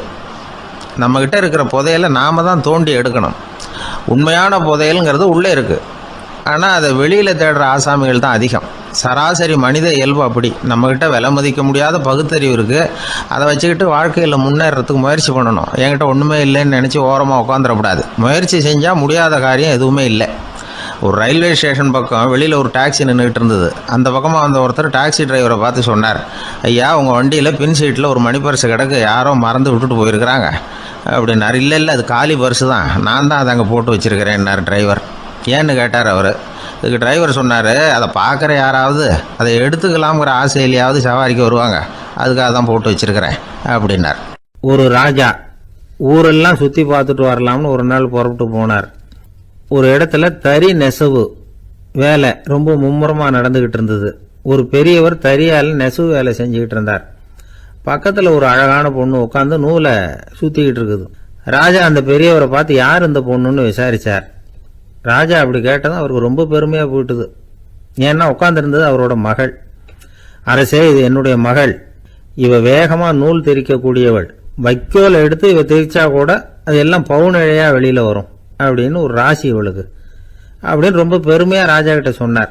ராஜா இதை கேட்டதும் அசந்துட்டார். அப்படியா, இவ்வளவு அழகும் சாமர்த்தியமும் உள்ள இந்த பொண்ணு என்னோட வரட்டுமே, இவளை என் மருமகளை ஆக்கிக்கிறேன் அப்படின்னார் ராஜா. அந்த பெரியவருக்கு ஒன்றும் புரியல. ஏதோ கொஞ்சம் பெருமையாக சொல்ல போக அது இப்படி ஆயிட்டுதே அப்படின்னு கவலைப்பட்டார். இருந்தாலும் ராஜா பேச்ச தட்ட முடியுமா, மகளை அனுப்பி வச்சுட்டார். ராஜா அந்த பொண்ணை அரண்மனைக்கு அழைச்சிட்டு வந்தார். அங்கே ஒரு அறையில் வச்சு பூட்டி விட்டார். அந்த ரூமு நிறைய வைக்கோலை கொண்டாந்து போட்டு அடைச்சாங்க. 3 ராட்டைகள் வேற வச்சுருந்தாங்க. நாளைக்கு பொழுது விடியறதுக்குள்ளே நீ இந்த வைக்கோலையெல்லாம் தங்க இழைகளாக மாற்றி காட்டணும். நாளைக்கு காலம்பரம் நான் இந்த அறை கதவை திறப்பேன். உன் தகப்பன் சொன்னது மாதிரி எல்லாம் தங்கமாக மாறி இருக்கணும், இல்லைன்னா நீ உயிர் தப்ப முடியாது அப்படின்னு உத்தரவு போட்டார். பாவம் அந்த பொண்ணு என்ன பண்ணும், பகல் பூரா அழுதுகிட்டே உட்காந்துருக்குது. ராத்திரி பூராவும் தூக்கம் வரல. மறுநாள் அதிகாலை நேரத்தில் யாரோ கதவை தட்டுற சத்தம் கேட்டுது. பயந்துக்கிட்டே கதவை திறக்கிறா. திறந்து பார்த்தா வெளியில் 3 அவலட்சணமான பெண்கள். ஒருத்திக்கு கால் அகலமாக முறை மாதிரி இருக்குது, இன்னொருத்திக்கு கட்டை விரல் கரண்டி மாதிரி பெருசாக இருக்குது, 3வது பொண்ணுக்கு உதடு தடித்து ரப்பர் மாதிரி தொங்கிக்கிட்டு இருக்கு. யார் நீங்கள், உங்களுக்கு என்ன வேணும் அப்படின்னு கேட்குது இந்த பொண்ணு. நாங்கள் உங்களுக்கு உதவி செய்கிறதுக்கு தான் வந்திருக்கிறோம் அப்படின்னு சொல்லி உள்ளே வந்தாங்க. உட்காந்தாங்க. கொஞ்ச நேரத்துக்குள்ளே உள்ளே இருந்த வைக்கோலையெல்லாம் தங்க இழைகளாக மாற்றி கொடுத்துட்டு போயிட்டாங்க. காலையில் ராஜா வந்தார், பார்த்தார். ஆகா பேஷுனார். இன்னும் கொஞ்சம் வைக்கோலை கொண்டாந்து அந்த ரூமில் போட சொன்னார். இந்த வைக்கோலையும் இன்னைக்கு தங்கமாக மாற்றிவிடு, நாளைக்கு மறுநாள் உனக்கும் இளவரசனுக்கும் கல்யாணம்னு சொல்லிவிட்டார். இன்னைக்கு ராத்திரி அந்த 3 பொண்ணுங்களும் வந்தாங்க. வைக்கோலை பொண்ணு இழைகளாக மாற்றினாங்க, புறப்பட்டாங்க. இந்த பொண்ணு அவங்க காலில் விழுந்து வணங்கினா, என் உசுரை காப்பாற்றினீங்க, உங்களுக்கு நான் என்ன கைமாறு செய்ய போகிறேன் அப்படின்னா. பயப்படாத, நீ விரும்பினா எங்களுக்கு ஒரு உதவி செய்யலாம். உன்னுடைய கல்யாணத்துக்கு நாங்கள் 3 பேரும் வரோம். நீ எங்களை வரவேற்று ராஜாக்கிட்டையும் இளவரசர்கிட்டையும் நாங்கள் உன்னோட பெரியப்பா பொண்ணுங்கன்னு சொல்லி அறிமுகப்படுத்தி வை, நாங்கள் விருந்து சாப்பிட்டுட்டு போயிடுறோம் அப்படின்னாங்க. ரொம்பவும் சந்தோஷமாக சரின்னு ஒத்துக்கிட்டா. கல்யாண நாள் வந்தது. கல்யாணம் ரொம்ப கோலாகலமாக நடந்துக்கிட்டு இருக்கு. எல்லா தேசத்து ராஜா ராணிகளும் வந்துக்கிட்டு இருக்கிறாங்க. அந்த 3 அவலட்சணமான பொண்ணுங்களும் சேர்ந்தாங்க. யார் இவங்கன்னு கேட்டார் ராஜா. என் பெரியப்பா பொண்ணுங்க அப்படின்னா அந்த பொண்ணு. காலும் உதடும் கட்டை விரலும் ஏன் இப்படி உங்களுக்கு அவலட்சணம் ஆயிட்டுது அப்படின்னு கேட்டார். அதுக்கு அந்த பொண்ணுங்க பதில் சொன்னாங்க. என்ன செய்யறது, ஓயாமல் வைக்கோலை நூற்று ஒருத்தியோட கட்டை விரல் அப்படி கரண்டி மாதிரி ஆயிட்டுது. நாக்கில் தொட்டு தொட்டு திரிச்சதுனால ஒருத்தியோட உதடு அப்படி ஆயிட்டுது. காலால் கட்டையை அழுத்தி அழுத்தி தறி போட்டதுனால இன்னொருத்தையோட கால் அப்படி ஆயிட்டுது. உங்கள் மருமகளாக வந்திருக்கிற இந்த பொண்ணு அந்த 3ஐயுமே செய்ய தெரிஞ்சவ தான். என்ன ஆக போகுதோ இன்னும் கொஞ்ச நாளில் அப்படின்னாங்க. அவ்வளவுதான். ராஜா பயந்துட்டார். அம்மா, இன்னையிலிருந்து நீ இளவரசனின் மனைவி. நீ எப்பவும் அழகாக இருக்கணும். அதனால் நீ இனிமேல் வைக்கோலை திரிக்கவே கூடாது அப்படின்னு உத்தரவு போட்டார். அவளை இக்கட்டான சூழ்நிலையிலிருந்து காப்பாற்றின அந்த 3 பொண்ணுங்களும் சந்தோஷமாக திரும்பி போயிட்டாங்களாம். சுவாமி சின்மயானந்தர் இந்த கதையை சொல்லியிருக்கிறார். தன்னலம் மறந்து சுயலாபத்தை தியாகம் செய்கிறது வைக்கோல்ல இருந்து தங்க இழைய நூக்கிறது மாதிரி அப்படிங்கிறார் அவர். அது இருக்கட்டும், இப்ப நம்ம கதைக்கு வருவோம். ஒரு ராஜா தன்னோட மகனுக்கு சுயவரம் நடத்தினார். எல்லா தேசத்தில இருந்தும் ராஜகுமாரர்கள் வந்திருந்தாங்க. ராஜகுமாரியை கல்யாணம் பண்ணிக்கலாம்ங்கிற ஆசையில் சுயம்பர மண்டபத்திலிருந்து எல்லா ராஜகுமாரர்களும் அலறி அடிச்சுக்கிட்டு வெளியில் ஓடி வந்துகிட்டு இருக்கிறாங்களாம். ஏன் இப்படி எல்லாரும் மிரண்டு போய் ஓடி வர்றாங்கன்னு கேட்டார் ஒருத்தர். அதுக்கு இன்னொருத்தர் விவரம் சொன்னார். ராஜகுமாரியை இன்னைக்கு தான் அவங்க நேரில் பார்த்தாங்களாம், அதுதான் அப்படி ஓடி வந்துகிட்டு இருக்கிறாங்க அப்படின்னார். காசி மாநகரத்தை பிரம்மதத்தன் அப்படிங்கிற ராஜா ஆட்சி பண்ணிட்டு வந்தார். அவர் ஒவ்வொரு வருஷமும் ஒரு திருவிழா நடத்துறது வழக்கம். எல்லா தேசத்திலிருந்தும் எல்லா வகையான ஜனங்களும் அதில் கலந்துக்குவாங்க. ஒரு சமயம் அது மாதிரி விழா நடந்துகிட்டு இருந்தது. வைகுண்டத்திலிருந்து தேவலோகத்திலிருந்து நிறைய தேவகுமாரர்கள்லாம் காசி நகருக்கு அப்போ வந்திருந்தாங்க. அதில் முக்கியமாக ஒரு 4 தேவகுமாரர்கள். அந்த 4 பேரையும் சுற்றி ஏகப்பட்ட கூட்டம். அப்படி என்ன விசேஷம் அவங்கக்கிட்ட அப்படின்னா, மற்றவங்களை விட அவங்க முகம் அழகாக இருந்ததா அப்படி பார்த்தா அப்படியும் இல்லை. அவங்க அணிஞ்சிருந்த மலர் மாலைகள் தான் அதுக்கு காரணமா. அந்த மலர்கள்லேருந்து அப்படி ஒரு அபூர்வமான நறுமணம். இதுக்கு முன்னாடி இப்படி ஒரு நறுமணத்தை அந்த ஊர் ஜனங்க அனுபவிச்சதே இல்லை. அதுதான் அந்த 4 பேரையும் சுற்றி கூட்டம். எல்லாரும் கேள்வி கேட்க ஆரம்பித்தாங்க. உடனே அந்த 4 தேவகுமாரர்களும் எல்லாருக்கும் தெரியும்படியாக வானத்தில் எழும்பி கொஞ்சம் உயரமாக நின்றுக்கிட்டாங்க. கீழே நின்றுக்கிட்டு இருந்த அரசன்லேருந்து ஆண்டி வரைக்கும் ஒருத்தர் பாக்கி இல்லாமல் ஒரே குரலில் எல்லாரும் அவங்கள பார்த்து, எங்களுக்கும் இது மாதிரி மாலையை போட்டுக்கணும்னு ஆசையாக இருக்குது, அதுக்கு நீங்கள் தான் அருள் பண்ணணும் அப்படின்னு கேட்டுக்கிட்டாங்க. மாலை போட்டுக்கிறதுனா எல்லாருக்கும் ஆசையாக தானே இருக்கும். அந்த 4 தேவகுமாரர்களில் ஒருத்தர் புத்தர் பிரான். அவர் சொன்னார், பூலோகவாசிகளே, நான் சொல்கிறத கொஞ்சம் பொறுமையாக கேளுங்க. கக்காரு அப்படிங்கிற கற்பக விருஷத்தின் மலர்களால் தொடுக்கப்பட்டது இந்த மாலை. இதுக்கு நிறைய சக்தி உண்டு. எந்த காலமும் இது வாடாது, வாசனையும் குறையாது. ஆனால் இதை அணிந்து கொள்றதுக்கு சில தகுதிகள் தேவை அப்படின்னார். என்ன தகுதி அது சொல்லுங்களேன் அப்படின்னு ஏக காலத்தில் எல்லாரும் சத்தம் போட்டாங்க. தீய இயல்புகள் உள்ளவங்க, இழிந்த சிந்தனை, இழிந்த செயல் உள்ளவங்க இந்த மாலையை அணிய முடியாது அப்படின்னார். அவ்வளோதான். கூட்டத்தில் சத்தம் போட்டவங்கள்லாம் மெதுவாக அப்படி அடங்க ஆரம்பிச்சிட்டாங்க. இன்னொரு தேவகுமாரன் சொன்னார், அடுத்தவங்க பொருளை அபகரிக்காதவன், அடுத்தவங்களுக்கு கெடுதல் பண்ணக்கூடிய பொய் பேசாதவன், பேராசையினால் கெட்ட வழியில் பொருள் ஈட்ட நினைக்காதவன் இந்த மாலையை போட்டுக்கலாம் அப்படின்னார். கூட்டத்திலிருந்து யாரும் முன்னுக்கு வரல. ஒரே ஒரு ராஜகுரு மட்டும் கொஞ்சம் முன்னாடி வந்தார். பெரியவர், படித்தவர். அவர், எனக்கு தகுதி இருக்குது அந்த மாலையை போட்டுக்கிறதுக்கு அப்படின்னார். வேற ஒன்றும் இல்லை, பொய் சொல்லியாவது அந்த மாலையை வாங்கிக்குவோமே அப்படின்னு முடிவு பண்ணிட்டார் அவர். அவ்வளோதான், மாலையை வாங்கிட்டார். அடுத்த தேவகுமாரன் பேசினார். யாருக்கு திடமான அறிவும் மனமும் இருக்குதோ, யாருக்கு நல்ல காரியங்களில் அசையாத ஈடுபாடு இருக்குதோ, நல்ல அரிய பொருள்களை தனியாக தான் மட்டும் அனுபவிக்க விரும்பாதவர் யாரோ அவர் முன்னாடி வந்து இந்த மாலையை வாங்கிக்கலாம் அப்படின்னார். அந்த தகுதியும் எனக்கு இருக்குன்னார் ராஜகுரு. மாலையை வாங்கி போட்டுக்கிட்டார். இன்னொரு ராஜகுமாரன் பேச ஆரம்பிச்சார். அறநெறியில செல்வம் சேர்க்கணும், ஆடம்பர பொருள்களுக்கு அடிமையாகக்கூடாது, வெற்றி அடைஞ்சாலும் கர்வம் வரக்கூடாது, அப்படிப்பட்டவங்க இந்த மாலையை போட்டுக்கலாம்னார். துணிஞ்சு பொய் சொல்லி அதையும் வாங்கி கழுத்தில் போட்டுக்கிட்டார் இந்த ராஜகுரு. இன்னொரு ராஜகுமாரன் சொன்னார், சான்றோர்களை நிந்திக்காதவங்க, புறம் பேசாதவங்க இந்த மாலையை போட்டுக்கலாம்னார். அதையும் வாங்கி போட்டுக்கிட்டார். திருவிழா முடிஞ்சுது, எல்லாரும் திரும்பி போயிட்டாங்க. மறுநாள் ராஜகுரு 4 மாலைகளையும் போட்டுக்கிட்டு ராஜசபைக்கு வரார். வந்தவர் ரொம்ப அவஸ்தையோடு வர்றார். மாலையெல்லாம் வாடி போயிட்டுது, வாசனை எதுவும் கிடையாது. அது மட்டும் இல்லை, அவருக்கு கடுமையான தலைவலி வேற வந்துட்டுது. துடிச்சு போயிட்டார். மாலையை கழட்டவும் முடியல. ஜனங்கள்லாம் அவரை பார்த்து சிரிக்க ஆரம்பிச்சிட்டாங்க. என்னத்துக்கு ஆசைப்படணும், ஏன் இப்படி கஷ்டப்படணும் அப்படின்னு. ராஜா பார்த்தார். மறுபடியும் விழாவுக்கு ஏற்பாடு பண்ணினார். தேவகுமாரர்கள்லாம் வந்தாங்க. ராஜகுரு வந்தார். மக்கள் முன்னிலையில் அவங்க காலில் விழுந்தார், மன்னிப்பு கேட்டுக்கிட்டார். இந்த மாலையை போட்டுக்கிற தகுதி எனக்கு இல்லை. தகுதி இல்லாத ஒருத்தன் தகாத தகுதியை பொய் மூலம் பெறணும்னு ஆசைப்படுறாங்களே, அவங்களுக்கெல்லாம் என்னுடைய தண்டனை ஒரு எச்சரிக்கையாக இருக்கட்டும்னார்.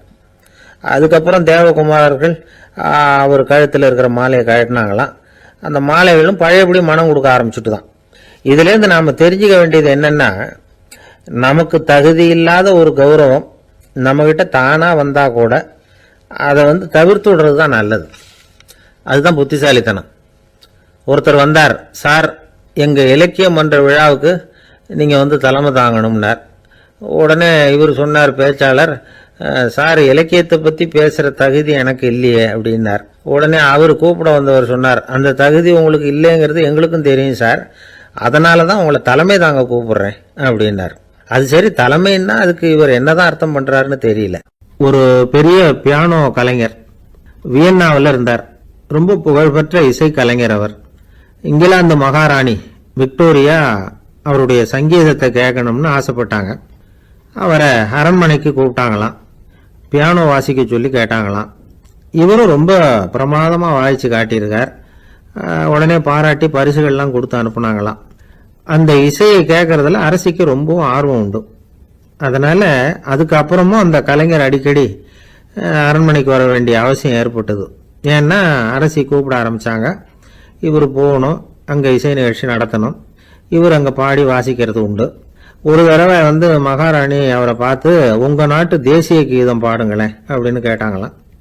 உடனே அவர் தன்னுடைய நாடான ஆஸ்திரியாவின் தேசிய கீதத்தை பாடியிருக்கிறார். அவர் பாட ஆரம்பித்த உடனே மகாராணி எழுந்திருச்சு நின்னாங்களாம். அதுக்கு மரியாதை செலுத்துகிற நோக்கத்தோட பாட்டு முடிகிற வரைக்கும் அப்படியே நின்றுகிட்டு இருந்தாங்களாம். இதுதான் அந்த அரசியினுடைய பெருந்தன்மை.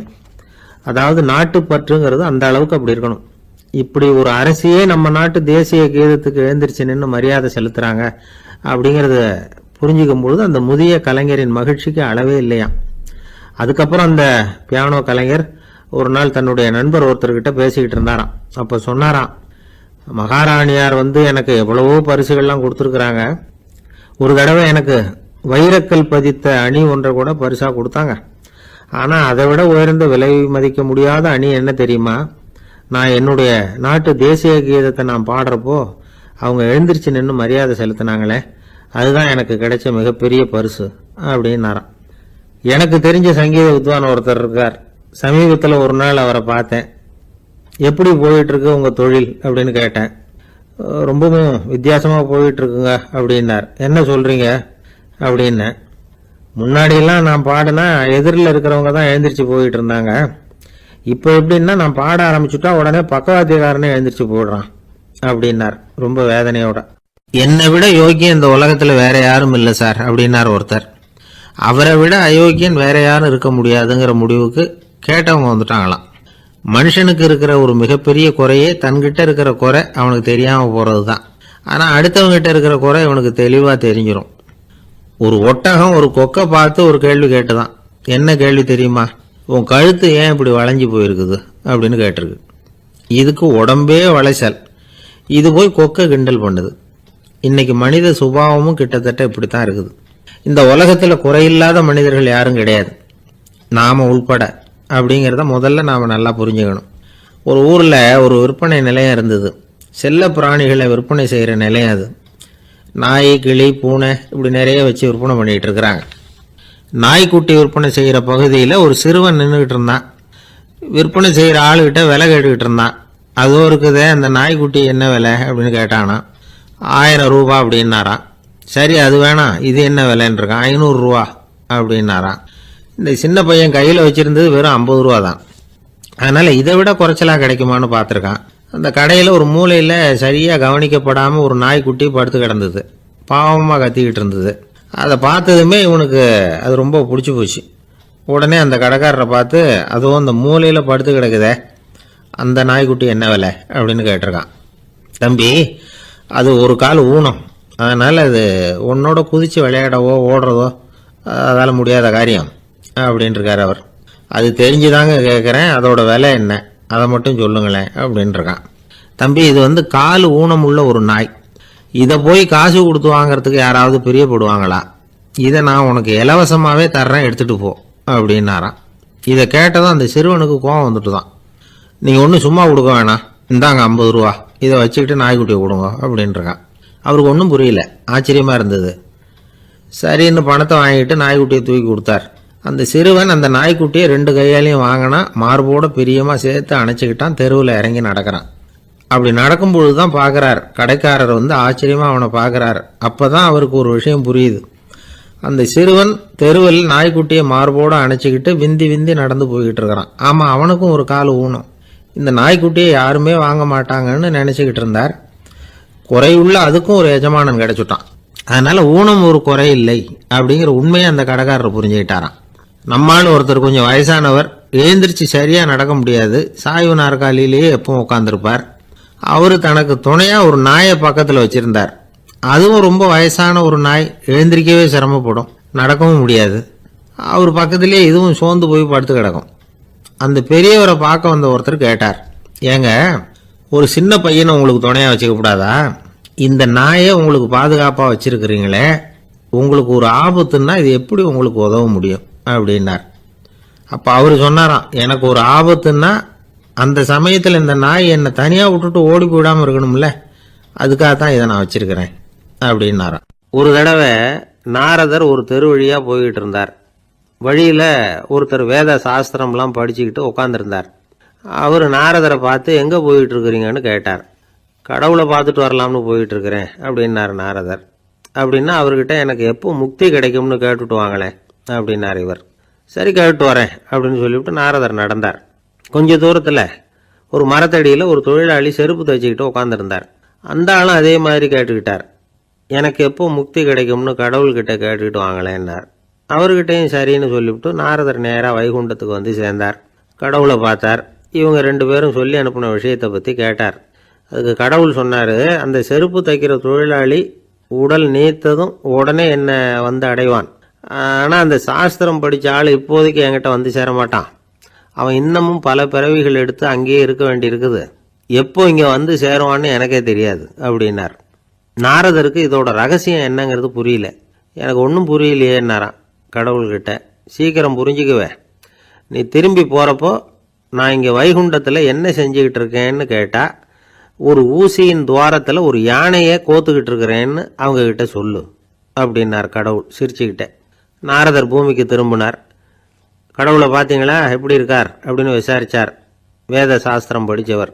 ஓ பகவானா, அவர் யானையை ஊசியின் காதில் நுழைச்சிக்கிட்டு இருக்கிறார் பார்த்தேன்னார் நாரதர். ஊசி காதில் யானையா? அது எப்படி முடியும்? நீங்கள் சொல்கிறத நான் நம்ப மாட்டேன்னு விட்டார் அவர். சரி, இந்த ஆளுக்கு இறைவன் பேரில் நம்பிக்கை இல்லை அப்படிங்கிறத நாரதர் புரிஞ்சுக்கிட்டார். அடுத்தபடியாக அந்த தொழிலாளி இருந்த இடத்துக்கு போனார். இறைவனை பார்த்தீங்களான்னு கேட்டார் அவர். பார்த்தேன், ஒரு ஊசி துவாரத்தில் யானையை கோத்துக்கிட்டு இருந்தார் அப்படின்னு சொல்லிவிட்டு நாரதர் அந்த ஆள் முகத்தை கவனித்தார். அந்த தொழிலாளி இதை கேட்டுட்டு கொஞ்சம் கூட ஆச்சரியப்படலை. அவரால் முடியாத காரியம் கூட உண்டானார். என்ன இப்படி சொல்கிற, ஊசியின் துவாரத்தில் யானையை கோக்க முடியும்னு நீ நம்புறியா அப்படின்னு கேட்டார் நாரதர். நிச்சயமாக நம்புறேன்னார் அவர். அது எப்படி அப்படின்னு கேட்டார் இவர். இதோ பாருங்க, நான் இந்த ஆலமரத்தடியில் தான் தினமும் உட்காந்துருக்கிறேன். தினமும் இந்த மரத்திலிருந்து எவ்வளவோ பழம் கீழே விழுது. இந்த பழத்தில் இருக்கிற ஒவ்வொரு விதையிலேயும் உள்ள ஒரு ஆலமரம் இருக்குது. ஒரு சின்ன விதைக்குள்ள ஒரு பெரிய ஆலமரம் இருக்க முடியுங்கிறப்ப ஊசி துவாரத்துல கடவுள் வந்து யானையை நுழைய வச்சாருங்கிறத ஒத்துக்கிறதுல என்ன கஷ்டம் இருக்கு அப்படின்னு ரொம்ப சர்வசாதாரணமா பதில் சொன்னாராம் அந்த தொழிலாளி. நாரதர் யோசனை பண்ணார், இந்த தொழிலாளி வேத சாஸ்திரங்களை எல்லாம் படிக்கலைன்னா கூட அறிவுபூர்வமா சிந்திச்சு இறைவனை நம்புறான். அதனாலதான் கடவுள் இந்த ஆளுக்கு சீக்கிரம் முக்தி கிடைக்கும்னு சொன்னார் அப்படிங்கிறத புரிஞ்சுக்கிட்டாராம். இந்த கதையில வர்ற கடவுள், நாரதர், வைகுண்டம் இதெல்லாம் ஒரு பக்கம் இருக்கட்டும், ஒரு சின்ன விதைக்குள்ள ஒரு பெரிய ஆலமரம் தூங்கிக்கிட்டு இருக்கு அப்படிங்கிற உண்மை, அந்தரத்துல 1000 கிரகங்கள் சுத்திக்கிட்டு இருக்குங்கிற உண்மை, இதெல்லாம் வந்து நாம பார்த்துக்கிட்டு தானே இருக்கிறோம். இந்த உண்மைகள் வந்து அதிசயமா நமக்கு தெரியறதுனால அதை வந்து நம்பாம இருந்துட முடியாது. இயற்கையை பரிபூர்ணமாக நம்புங்கள், அந்த நம்பிக்கையே நம்ம வாழ்க்கைக்கு ஆதாரம் அப்படிங்கிறத விளக்கறதுக்காக தான் இந்த கதை. இந்த காலத்துல நம்ம பிள்ளைங்களுக்கெல்லாம் இது மாதிரி நம்பிக்கை அதிகமாகவே இருக்குது. ஒரு நாள் ஒரு சின்ன பையன்கிட்ட கேட்டேன், ஏன்பா கடவுள் வந்து ஒரு பானைக்குள்ள ஒரு யானையை நுழைய வச்சுட்டாருன்னு சொன்னா அதை நீ நம்புவியா அப்படின்னு கேட்டோம். நம்புவேன் சார், அது ஒன்றும் பெரிய அதிசயம் இல்லைன்னா. எப்படிறான்னு கேட்டோம். எப்படின்னா அந்த பானை வந்து அந்த யானையை விட பெருசா இருந்திருக்கும், அவ்வளவுதான் அப்படின்னு சொல்றான். ஒரு தீக்குச்சி தீப்பெட்டியை பார்த்து கேட்டுதான், நாம 2 பேரும் தானே உரசிக்கிறோம், ஆனா நான் மட்டும் தீ பிடிச்சி எரிஞ்சு போறேன், நீ அப்படியே இருக்கிறியே அப்படின்னு தான். அதுக்கு தீப்பெட்டி சொல்லி இருக்குது, உனக்கு தலையில கணம் இருக்கு அதனால அழிஞ்சு போற அப்படின்னு தான். எப்படி இருக்கு பாருங்க இந்த பதில். தலையில கணம் உள்ளவங்க யாருமே சரியா இருக்க முடியாது. எவ்வளவு பெரியவங்களா இருந்தாலும் சரி, ரொம்ப கஷ்டம்தான் அது. கர்வம்ங்கிறது கூடவே கூடாது. இதை விளக்கறதுக்கு மகான் ஒருத்தர் ஒரு சம்பவத்தை சொல்றார். அர்ஜுனன் வந்து தீர்த்த யாத்திரை பண்ணானா, அப்போ தென்னிந்தியாவுக்கு வந்திருக்கிறான். ராமேஸ்வரத்துக்கு போனப்போ அங்க இலங்கைக்கு கல்லுலாம் அடுக்கி போடப்பட்டிருந்த பாலத்தை பார்த்தானா. ஒரு சின்ன குரங்கு அதுக்கு பக்கத்துல விளையாடிட்டு இருந்திருக்கு. அதை பார்த்துட்டு அர்ஜுனன் சிரிச்சிருக்கான். ஏன் சிரிக்கிறேன்னு கேட்டிருக்கு அந்த குரங்கு. ராமன் மிகச்சிறந்த வில் வீரன், அப்படி இருக்கிறப்போ அவன் வந்து இலங்கைக்கு அம்புகளாலேயே ஒரு பாலம் கட்டியிருக்கலாம். அதை விட்டுட்டு போயும் உன்ன மாதிரி குரங்குகளை துணையா வச்சுக்கிட்டு இப்படி ஒரு கருங்கல் பாலத்தை கட்டியிருக்கிறானே அப்படின்னு நானா. அம்புகளால பாலம் கட்ட முடியுமா அப்படின்னு கேட்டுதான் குரங்கு. ஏன் முடியாது, என்னால முடியுமேன்னு இருக்கான் அர்ஜுனன். அம்பால பாலம் கட்டலாம், இருந்தாலும் என்ன மாதிரி குரங்குகள் ஏறி நடந்தா அது தாங்குமா? அதனாலதான் ராமர் வந்து கருங்கல் பாலமே கட்டினார் அப்படின்றது குரங்கு சொல்லிச்சான். அப்படியே சொல்ற, நான் வேணும்னா இப்ப அம்புகளாலேயே ஒரு பாலத்தை கட்டுறேன், நீ அது மேல ஏறி நடந்து பார். பாலம் விழுந்துட்டுதுன்னா நான் தீ மூட்டி அதுல குதிச்சு உயிர் தியாகம் பண்ணி விடுறேன் அப்படின்னு நான் ரொம்ப கோபமா. உடனே அந்த சின்ன குரங்கு பெரிய உருவம் எடுத்துட்டு தான் கையில கதையோட அர்ஜுனன் முன்னாடி நிக்கிறான் அனுமன். பார்த்தா, என்னுடைய தலைவர் ராமரையா இழிவா பேசுற, நீ இப்போ பாலம் கட்டு, நான் என்னுடைய பலத்தை காட்டுறேன் அப்படின்னு அனுமன். அர்ஜுனன் வந்து தன்னுடைய காண்டிபத்தை எடுக்கிறான், சரமாரியா அம்புகளை விடுறான். அதெல்லாம் ஒன்னோட ஒன்று கோத்துக்கிட்டு அப்படியே பாலம் மாதிரி நிக்குது. அர்ஜுனன் தலை நிமிர்ந்து நின்னான். அனுமன் வந்து உயர கிளம்பி அங்கிருந்து பாலத்துல வந்து பொத்துன்னு இறங்கினான். பாலம் அப்படியே நொறுங்கி போச்சு தூள் தூளா. என்ன அர்ஜுனா, இப்ப என்ன செய்ய போற அப்படின்னு நான் ஏளனமா. அர்ஜுனன் தலையை தொங்க போட்டுக்கிட்டான். சொன்னபடி தீ மூட்டி அதுல குதிக்கிறதுக்காக 3 தடவை சுத்தி வந்தான். அப்போ கிருஷ்ணர் அங்க வந்தார். என்ன அர்ஜுனா, என்ன நடக்குது, என்ன இது அப்படின்னு ஒன்றும் தெரியாத மாதிரி கேட்டார். அர்ஜுனன் வாயை திறக்கிறதுக்கு முன்னாடி அனுமன் வாயை திறந்தான், நடந்ததை சொன்னான். அர்ஜுனன் சவால் விட்டபடி உயிர் திறந்தே ஆகணும்னு அனுமன். கிருஷ்ணர் யோசனை பண்ணார், நல்லது, இந்த சவால் விட்டதுக்கும் நடந்ததுக்கும் யார் சாட்சி? பெரிய ஒருத்தரை சாட்சியா வச்சுக்கிட்டல்லவா நீங்க இந்த போட்டியை நடத்தி இருக்கணும் அப்படின்னார். அதனால என்ன, இப்ப மறுபடியும் அந்த போட்டியை நடத்தி விட்டா போச்சு, என்னால் அந்த அம்பு பாலத்தை நொறுக்க முடியாதா அப்படின்னு அனுமன். சரி, இப்ப மறுபடியும் அது நடக்கட்டும்னார் கிருஷ்ணர். அர்ஜுனன் அம்பு பாலம் அமைச்சான். அனுமன் ஏறி குதிச்சான். பாலம் அசைஞ்சு கொடுக்கவே இல்லை, அவ்வளவு உறுதியா இருக்கு. இப்ப அனுமன் தலையை குனிஞ்சுக்கிட்டான். அர்ஜுனன் நன்றியோட நிமிர்ந்து பார்த்தான். கிருஷ்ணருடைய தோள்கள்லையும் முதுகள்லையும் ரத்தம். என்ன சுவாமி, என்ன நடந்ததுன்னு நான் பதறி போய், உன் அம்பு பாலத்தை நான் தான் முட்டு கொடுத்து தாங்கிட்டு இருந்தேன். அனுமன் குதிச்சப்போ என் மேலே ஏற்பட்ட காயங்கள் இவை. பின்ன உன்னுடைய அம்பு பாலத்தினாலேயா பாலம் நின்னுதுன்னு நினைக்கிற அப்படின்னாராம். முதல்ல வந்து அர்ஜுனன், அப்புறம் அனுமன் 2 பேருக்குமே கர்வ பங்கம் ஆயிட்டு தான். அதாவது அவங்க கிட்ட இருந்த கர்வம் போயிட்டுது. யாரா இருந்தாலும் கர்வம் கூடாதுங்கிறத இதுல இருந்து நாம புரிஞ்சுக்கணும். இந்த காலத்துல நாமெல்லாம் எந்த விஷயத்துக்கெல்லாம் கர்வப்பட்டுக்கிட்டு இருக்கோம் தெரியுமா? 2 பெண்கள் தங்களுடைய கணவன்மார்களை பத்தி ரொம்ப பெருமையா பேசிக்கிட்டாங்களாம். அதுல ஒரு அம்மா சொல்லியிருக்கு, என் வீட்டுக்காரர்கிட்ட எந்த சப்ஜெக்ட் கொடுத்தாலும் சரி அந்த விஷயத்தை பற்றி அழகாக 1 மணி நேரம் பேசுவார் அப்படின்னாங்களாம். உடனே இன்னொரு அம்மா, அது என்ன பிரமாதம், என் வீட்டுக்காரருக்கு சப்ஜெக்டே தேவையில்லை, விஷயமே இல்லாமல் நாள் பூரா பேசிக்கிட்டு இருப்பார் அப்படின்னாங்களாம். ஒரு காடு, நல்ல மரம்லாம் செழிச்சு இருந்தது. அப்படிப்பட்ட காட்டில் ஒரு சாது இருந்தார். அவர் எப்படின்னா எப்பவும் ஒரு மரத்தடியில் உட்காந்துருப்பார். ஏன்னா அவருடைய இருப்பிடமே அதுதான். அவர் என்ன பண்ணுவார், 3 கல் வச்சுருந்தார். செங்கல் மாதிரி இருக்கும், ஆனால் அதை விட கொஞ்சம் பெருசாக இருக்கும். எதுக்கு அந்த 3 கல்லுன்னா அதுதான் அவருடைய படுக்கை.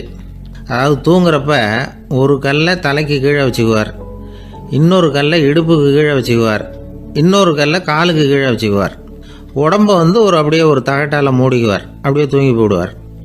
மழை பெய்யுதுன்னு வச்சுங்க, அவர் உடம்பு வந்து 3 கல் மேலே இருக்குதா, அதனால் தண்ணி வந்து அடியில் ஓடி போடும், உடம்பு நனையாது. மேலே தகடு இருக்கிறதுனால மழையும் உடம்புல படாது. அவர் தூக்கமும் கிடாது, நிம்மதியாக தூங்குவார். பகலில் அந்த 3 கல்லையும் ஒரு சேர ஒரு அடுப்பு மாதிரி வச்சு அது மேலே உட்காந்துக்குவார். அதனால் பாம்பு பூச்சி எதுவும் அவரை வந்து தொந்தரவு பண்ணுறதில்ல, அது பாட்டுக்கு நடந்து போயிடும். அவர் பாட்டுக்கு நிம்மதியாக இருப்பார். யாராவது எதையாவது கொண்டுகிட்டு வந்து கொடுத்தா அதை வாங்கி சாப்பிடுவார், அவ்வளவுதான். ஒரு நாள் அந்த நாட்டு அரசன் காட்டுக்கு வேட்டையாட வந்தான். அந்த வழியாக வந்தப்போ இந்த சாது படுத்துருக்கிறத பார்த்தான், பரிதாபப்பட்டான். ஐயோ பாவம், இவர் இப்படி இந்த கல் மேலே உடம்ப வச்சுக்கிட்டு தூங்குறாரு, என்ன பாடுபடுவார், இவரை நாம் வந்து அரண்மனைக்கு அழைச்சிட்டு போய் சுகமாக நிம்மதியாக இருக்கிறதுக்கு வழி செஞ்சு கொடுப்போம், அது ரொம்ப நல்லாயிருக்கும் அப்படின்னு நினச்சான். அப்படி நினச்சிக்கிட்டே அரண்மனைக்கு வந்துட்டான். அதுக்கப்புறம் ஒரு பல்லக்கையும் 2 சேவகர்களையும் காட்டுக்கு அனுப்பி அந்த சாதுவை மெதுவாக இங்கே அழைச்சிட்டு வந்துடுங்க அப்படின்னு சொல்லி அனுப்பி வச்சான். இவங்க போய் அவர்கிட்ட விவரத்தை சொன்னாங்க. எனக்கு என்னத்துக்கு அரண்மனை வாசம் அப்படின்னார். இருந்தாலும் மன்னர் உத்தரவு, நீங்கள் அவசியம் வரணும் அப்படின்னாங்க இவங்க. சரின்னு சொல்லிவிட்டு வேறு வழி இல்லாமல் புறப்பட்டார். புறப்படும் பொழுது என்ன பண்ணாருன்னா, மறக்காமல் அந்த 3 கல் ஒரு தகடு அதையும் எடுத்து பல்லக்கில் வச்சுக்கிட்டார். என்னத்துக்கு இதையெல்லாம் எடுத்து வைக்கிறாரு அப்படின்னு சொல்லி அவங்க யோசனை பண்ணாங்க. இருந்தாலும் அதை பற்றி ஒன்றும் கேட்கல. பேசாமல் அவரை அழைச்சிட்டு போய் அரண்மனையில் விட்டுட்டாங்க. அரசன் ஓடி வந்தான், வரவேற்றான், அறுசுவை உணவு படைத்தான். அவர் படுக்கிறதுக்கு தங்க கட்டில், பட்டு மெத்தை, இப்படி எல்லாம் ஏற்பாடு பண்ணி வச்சான். இங்கே படுத்து ஓய்வு எடுத்துங்க அப்படின்னு சொல்லிவிட்டு அவன் பாட்டு போயிட்டான். மறுநாள் காலையில் வந்து பார்க்குறான், சாது படுத்துருக்கிறார். எப்படி தெரியுமா, அந்த பட்டு மெத்தை மேலே 3 கல்லையும் வச்சு வழக்கம் போலவே அது மேலே படுத்துருக்கிறார். அதுக்கு மேலே தகடு. அரசன் பார்த்துட்டு அதிர்ச்சி ஆயிட்டான்.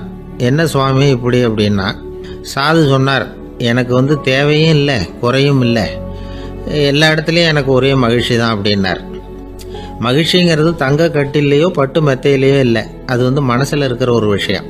உண்மையான மகிழ்ச்சிக்கு வழி வந்து மனப்பக்குவம் அப்படிங்கிறது அந்த அரசனுக்கு புரிஞ்சுதான். இந்த காலத்தில் ஒரு சாமியார், அவரை தேடி ஒரு சீடன் வந்தான். என்னாச்சு தெரியுமா, சுவாமி எனக்கு நிம்மதி